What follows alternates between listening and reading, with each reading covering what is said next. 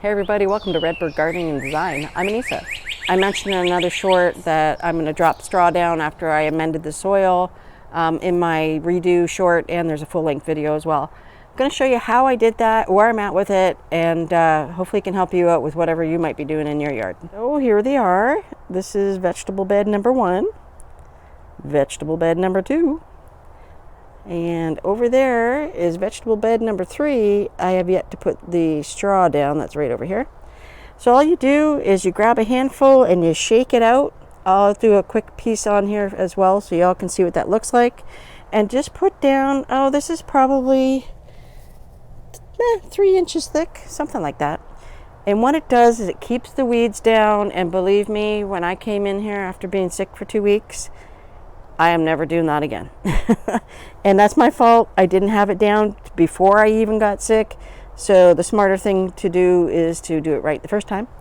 And so yeah, it keeps the weeds down, and it's a great moisture retainer. It keeps the soil from getting blasted by the sun, and all the moisture gets obviously evaporates. And it just helps the plants not be so stressed out. It also cools the root system of the vegetables that you have in your vegetable garden. So here I am with my bale of hay. Bought it at the TSC store, not affiliated, but letting you know where I got it. No, actually that's a lie. I bought it at a big box store. So all you do, grab a handful, and so you just liberally shake it out like this. That's it. Tear it off. If you get clumps, rip those up. You don't want to be big gloppy because you can get mold growing in there.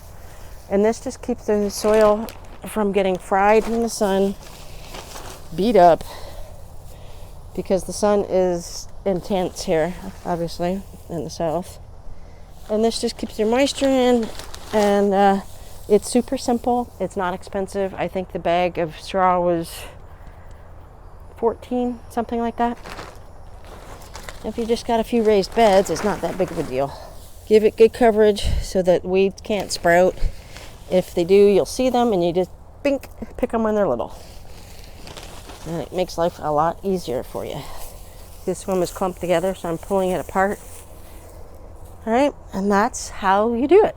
So I'll finish off the beds, and we're going to put some seeds in the ground tomorrow, because here in my area, I can do it this time of year.